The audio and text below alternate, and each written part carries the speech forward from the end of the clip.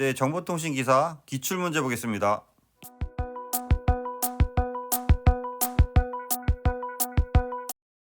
좀 더 많은 자료를 원하시는 분은 보시는 카페에 오시면 체계적으로 자료가 정리되어 있습니다. 네, 시작하겠습니다. 네, 이번 시간에는 2022년 3회차 3교시 정보통신 네트워크에 대해서 보겠습니다. 1번 TCP/IP 관련 프로토콜 중 응용 계층이 아닌 것은 보시면 SMTP 메일이죠. FTP 파일 전송, SNMP 심플 네트워크 매니지먼트 프로토콜에서 NMS에서 관리하는 이제 프로토콜이죠. ICMP는 우리가 흔히 얘기하는 이제 핑이라고 하죠. 인터넷 컨트롤 메시지 프로토콜에서 레이어 3에서 동작하는 핑 관련 메시지에 대한 프로토콜이 되겠습니다. 42번 다음은 무엇에 대한 설명인가? 실제 환경에서 가상 객체를 혼합, 실제와 가상이 혼합돼 있다. 실제 환경을 옮긴 것을 가상현실이라고 하는 거죠. 그래서 가상현실, 증강현실, 그 다음에 혼합현실가 혼란스럽고요. 인공현실이나 환상현실은 없어요. 그래서 증강이나 가상에서 잡아줘야 되는 거죠. 그래서 가상은 현재 대비 사이버 공간에 만드는 게 가상인데요. 여기는 혼합이 되어 있기 때문에 이제 증강까지 잡아줘야 되는 거죠. 계속 볼까요? 환경에서 보다 실감나는 부가 정보를 제공받을 수 있다. 최근 스마트폰이 널리 보급되면서 게임, 모바일 솔루션 업계, 교육 분야 등에서 다양한 제품이 개발되고 있다. 가상현실, 버추얼 리얼리티는 우리가 살고 있는 물리적인 공간이 아닌 컴퓨터의 가상 환경 공간이죠. 증강현실은 VR과 달리 지리정보를 송수신하고 GPS 장치, 중력, 자이로스코프 등에 대한 위치 기반으로 해서 현실과 가상이 상호작용하는 거죠.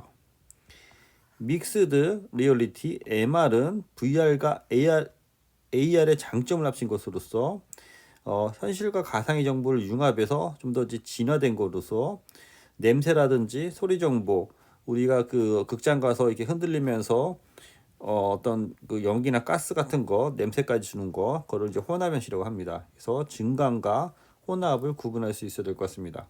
43번 네트워크 혼잡 현상을 해결하기 위해 사용하는 기법이 아닌 것은 패킷, 패기, 버퍼, 사전 할당, 선택적 재전송, 이건 셀렉티브 ARQ에서 온 걸 얘기하는 것 같아요. 초크 패킷에서 혼잡 제어는 송신 측의 데이터 전달과 네트워크 간의 데이터 처리의 속도 차를 해결한다. 그래서 송신 측에서 보내는 거랑 수신 측의 송신 측에서 데이터에 전달하는 거랑 네트워크, 그러니까 단말이 있으면은 통신망이 있고 네트워크 있으면은 요 전체적인 게 이제 흐름 제어가 되는 거죠. 단말 간에. 그 다음에 요 보내려고 하는 단말과 요 네트워크 간에 요 제어하는 거, 이게 이제 혼잡 제어가 되는 거죠. 그래서 송신 측의 데이터 전달과 네트워크의 데이터 처리 속도를 해결하는 거고요. 크게 오픈 루프 방식과 크로스 루프 방식이 있습니다. 그래서 오픈 루프 방식에는 여기 보신 것처럼 리트랜스미션, 윈도우 슬로우 스타트, 아크, 디스카드, 어드미션 뭐 등이 있고요. 클로스 루프는 제가 백초임으로 외웠던 것 같아요. 그래서 백프레서, 초크, 그 다음에 임프레스, 익스프리트에서 요 용어를 갖고 가시기 바랍니다. 선택적 ARQ는 셀렉티브 ARQ 혼잡 제어가 아닌 에러 제어 기법으로 해서 이해하시면 되겠습니다.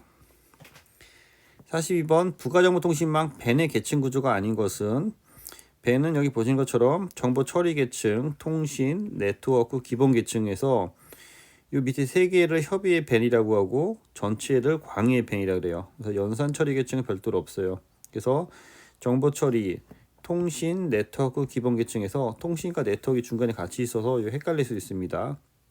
그 키를 잡고 하시고요. 45번 라우터에 대한 설명으로 옳은 것은 라우터 레이어 3에서 움직이는 거죠. OSI 7 계층 레벨에서 프로토콜 처리 능력을 갖는 네트워크 간의 접속 장치이다. 맞죠? 단말기 사이의 거리가 멀어질수록 감퇴가 되는 신호를 재생시키는 거, 이건 리피터라고 돼 있죠. 리피터 1계층. OSI 2계층에서 바로 답이 아니죠. 2계층은 라우터 계층이 아니죠. 랜을 상호 연결하여 프레임을 저장하고 중계하는 거. 브리지에 대해서 얘기하는 것 같고요. OS의 4계층에 대해서 서로 다른 데이터 포맷을 가진 정보를 교환해 준다. 그래서 레이어만 보고 바로 맞출 수 있어야 됩니다.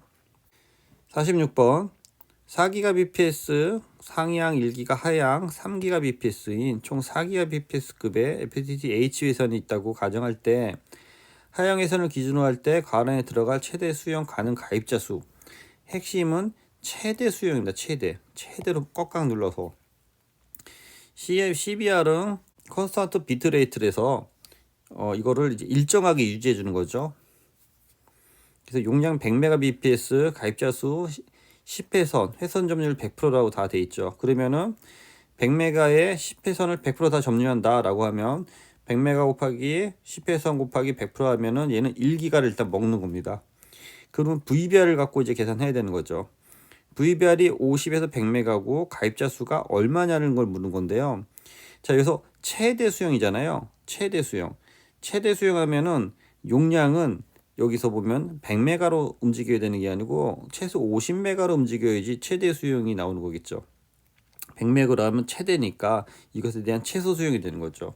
그래서 여기는 50Mbps를 기반으로 한다 해서 최소 50Mbps를 넣고 가입자 수는 전체 70%다라고 해서 최대 수용 가입자 수의 이제 70%가 되는 거죠.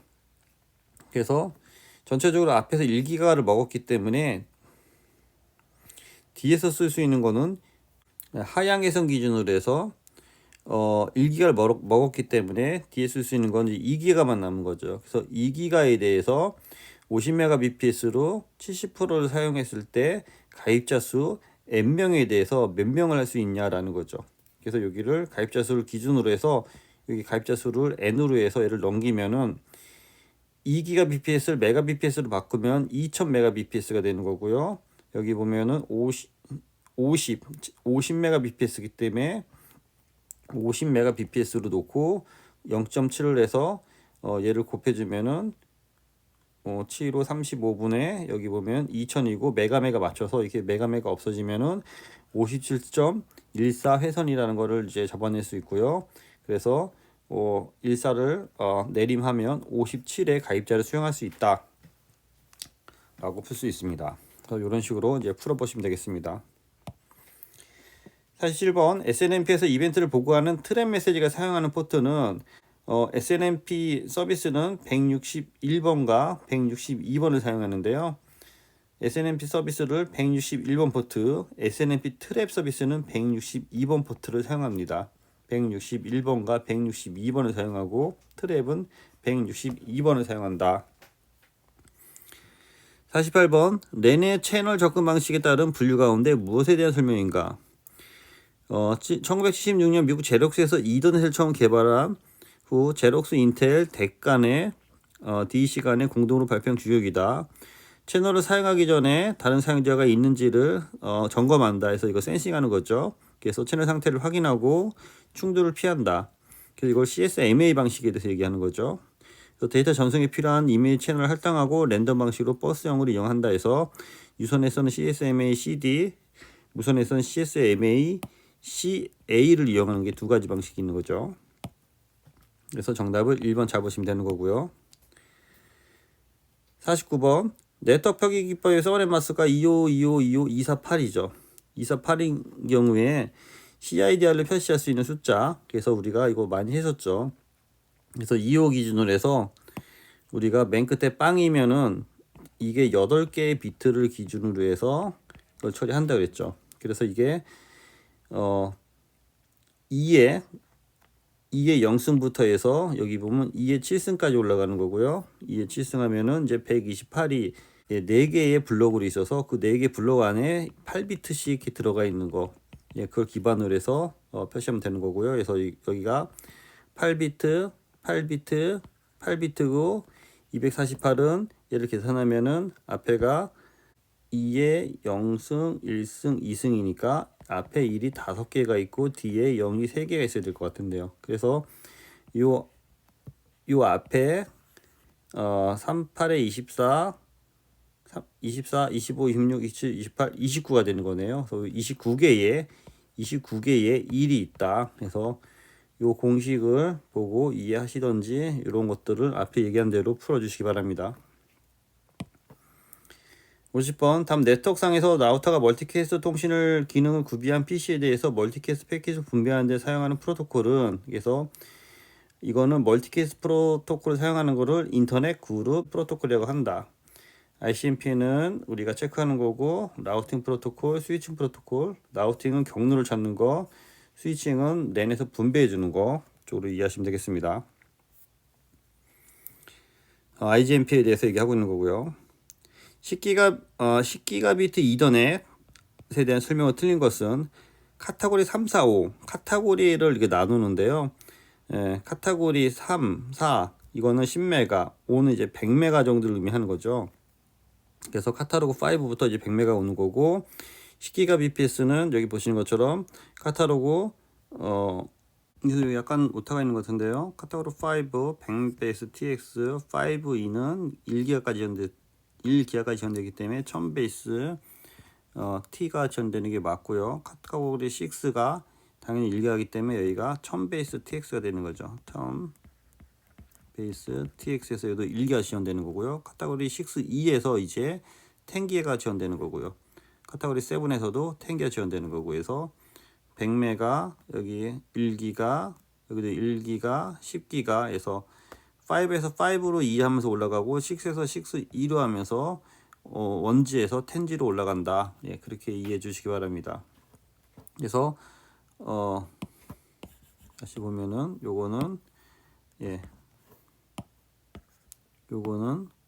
1000 베이스에서 6에서 원치가 지원되는 거고, 여기서부터 10G로 이해해 주시기 바랍니다. 기가비 이더넷은 카테고리 6부터고 10기가 이더넷은 6이나 7부터이다. 그래서 요걸 이렇게 써놓고 잘못 썼네요. 네. 52번 다음 중 위성통신의 특징으로 틀린 것은, 운영시 지연시 위성통신의 단점이죠. 지연시간이 발생하는 거죠. 대류권, 성층권, 전리층 등을 통과해야 되기 때문에 회선 설정이 유연하다. 서비스 지역이 광범위하다. 비용이 통신 거리에 비례하여 경제적이다. 사실 좀 비싸기 때문에 그렇게 경제적이지는 않은데 상대적으로 경제적인 거고, 당연히 광대역인 거고요. 회선 설정도 좀 문제가 있지만 그래도 제일 문제가 많은 것은 1번에 지연 시간이 없다라는 거는 말이 안 되기 때문에 저걸 정답으로 잡아 주셔야 될 것 같습니다. 이 내용은 참조하시고요.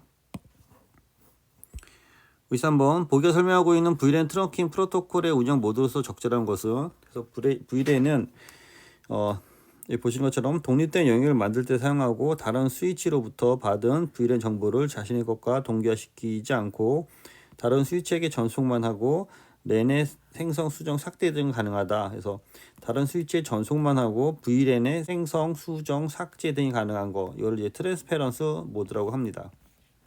VLAN의 모드가 세 가지가 있는데요. 서버 모드는 VLAN의 추가 변경 삭제를 할 수 있는 거고, VLAN을 동기화하기 위한 경우 서버 모드를 사용하고 트렁크 포트를 사용해서 5분마다 주기적으로 전달하는 방법이 VLAN의 그 서버 모드가 되는 거고요. 트랜스페런트 모드는 추가 변경 삭제는 할 수 있으나 주로 로컬에서 한정해서 사용하는 거고요. 다른 스위치한테 보내지는 않고 다른 서버가 스위치가 보내준 VLAN 정보를 다른 스위치한테 전달하지만 자신의 정보를 보내는 역할을 하지 않는다. 클라이언트 모드는 추가 변경 삭제가 안 되는 겁니다. 그래서 트랜스페런트에서 다른 스위치로부터 받은 VLAN을 자신의 것과 동기화시키지 않고 그대로 다른 스위치에게 전송만 하는 거, 그걸 이제 어떻게 보면 그대로 보낸다. 그래서 트랜스페런트 모드로 쉽게 잡을 수 있을 것 같습니다.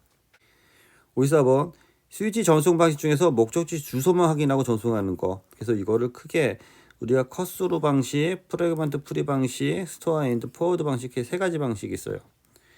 컷스루 방식은 목적지 주소를 받자마자 에러 체크 없이 바로 보내는 거. 스토어 앤 포워드 방식은 들어온 그 프레임의 필드 값을 모두 받은 후에 이거를 정상인지 검수하고 보내는 방법.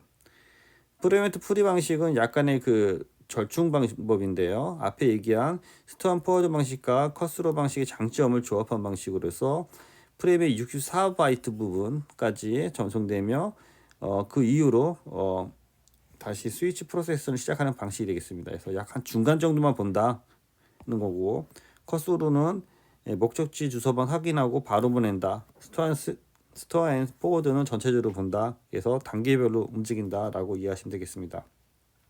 PCM 통신에서 4kHz 대역을 갖는 음성 정보를 8비트 코딩하여 표본한다고 할 때 전송단에 쓰는 데이터 전송률은 아주 기본적인 거죠. 그래서 나이키스트 표본화율에 의해서 보내려고 하는 그 대역의 2배로 해야 되기 때문에 이거는 4kHz가 2배 하면 8kHz가 되는 거고요. 8kHz를 8비트 샘플링 하기 때문에 곱해주면은 64kbps가 되는 것입니다. 기본적인 문제죠. IGP에 사용하지 않은 라우팅 프로토콜은 인터넷 게이트, 여기 보면 인테리어 게이트웨이 프로토콜에서 그 소규모망, BGP는 대규모망이라서 BGP 바로 잡아야 됩니다. DB나 IGRP, OSPF는 상대적으로 소규모망, 상대적으로 BGP는 그 통신사끼리 또는 큰 어떠한 그 회사끼리 통신할 때도 BGP를 사용합니다. 그래서 통신사에 대한 BGP AES 멤버가 이렇게 별도로 섹션되어 있습니다. 57번 IP 버전 6 주소 형식이 아닌 것은 베이직 캐스트 이것도 없고요. 유니캐스트, 애니캐스트, 멀티캐스트가 IP 버전 6의 주요 주소 유형이 되겠습니다. 58번 회선 교환 방식에 비해 패킷 교환 방식의 장점이 아닌 것은 교환 방식은 크게 회선 교환 방식이 있고 축적 교환 방식이 있고 축적 교환 방식 밑에 패킷 교환과 메시지 방식이 있어요. 그래서 이거를 축적 PM으로 외워줄 것 같아요. 회선 교환은 전용 회선하고 비슷하다고 했죠. 그 밑에는 공간 분할이 있고 시 분할이 있고 공간 분할은 우리가 전화하는 거 그런 방식이 되겠습니다. 패킷 교환 방식의 장점. 회선 효율이 높아 경제적이다. 경제적이죠. 이게 나눠서 보내니까. 장애 발생 등 회선 상태에 따라 경로 설정이 유동적인 거고요. 실시간 데이터 전송이 유리한 거는 여기 보시는 것처럼 회선 교환 방식이 실시간으로 보내는데 유리하다. 그래서 우리 음성 교환기라든지 전용 회선처럼 이해해달라고 했죠. 프로토콜의 다른 이기종망 간의 통신이 가능하다. 패킷 교환은 여기 보시는 것처럼 다른 이기종 간의 어느 정도 교환이 가능한 망이 되겠습니다. 패킷 교환의 장점 참조하시고 59번 모바일 IP 서비스에 사용되는 바인딩에 대한 설명으로 맞는 것은 이거 묶는 거잖아요. 그래서 여기 보면 케어오브 어드레스와 모바일 노드의 홈 주소를 연결시킨다. 모바일 IP는 IP가 움직이잖아요. IP가 움직이니까 처음에 등록하는 IP의 대역에 등록되는 거를 이제 홈 어드레스라고 하고 홈 에이전트라고 하고 홈 에이전트가 이제 모바일 노드의 홈 주소와 같은 서브넷에 속한, 그러니까 현재 속하는 건데 이게 움직이잖아요. 움직이면서 이제 외부에 그 움직인 거와 기존 IP 간에 묶기 위해서 여기 보시는 것처럼 모바일 노드가 이동한 지역의 네트워크로부터 외부 그 포리전 에이전트의 가상 주소를 부여받아 CN 콜레스펀드 노드와 통신할 수 있도록 연결해주는 그 중개 역할을 하는 거를 COA라고 하고요. 그 COA와 모바일 노드 간에 홈 주소를 연결시키는 거를 이제 바인딩한다. 그래서 묶어준다라는 거죠. 그래서 이동 중인 사용자가 언제 어디서나 관계없이 통신이 가능하도록 서비스를 하기 위한 거고요. IP 주소를 가진 노드가 이동하면서 지속적으로 연결성을 보장하기 위해서 바인딩을 하는 거죠. 그래서 기존 IP 대역이 다른 그 것으로 옮겨갔을 때 지속적으로 연결할 수 있는 기능을 지원하는 겁니다. 그래서 바인딩은 COA와 모바일 노드의 홈 주소 정보를 저장하고 이 주소가 틀린 부분에 대해서 이제 터널링을 해서 현재 위치를 COA와 모바일 노드의 주소를 연결시키는 기능, 그거를 이제 바인딩이라고 합니다. 60번 국내 공중통신망의 총괄국 아래 계유의 디지털 통신에 사용하는 망동기 방식은, 그래서 우리가 크게 여기 보면 이제 팜스라고 해서 프리 어사인 마스터 슬레이브에서 선지성 대체 종속 동기망에서 종속 동기망으로 그냥 생각하시면 될 것 같아요. 그래서 팜스 방식은 여기 보신 것처럼 종속 동기 방식의 신뢰도 문제를 보완하기 위해서 마스터를 2개를 선정하고 한 개는 액티브, 나머지는 스탠바이로 해서 운영하는 방식입니다. 그래서 액티브에서 고장이 발생하거나 기준 클럭 신호를 전산 중에 중단되면 스탠바이로 바로 넘어가서 라인 클럭을 기준 클럭으로 자동 절취하는 방식, 그걸 이제 팜스 방식이라고 하고요. 그 위에는 이제 계층적 동기화라 해서 동기화를 이렇게 밑 서브 트리처럼 이렇게 내려주는 방식인데요. 단순 동기 방식에서 한 단계 발전한 형태로 하위국의 클럭은 상위국의 클럭을 받아서 계층적으로 사용하는 그런 형태가 되겠습니다. 그래서 여기서 국내 통신망에서 초과국 밑에 디지털 교환기들이 사용하는 방식은 여기 보면 팜스 방식이다. 그래서 액티브 스탠바이 방식이다. 그런 식으로 이해해 주시기 바랍니다. 네, 이상입니다. 쓰겠습니다.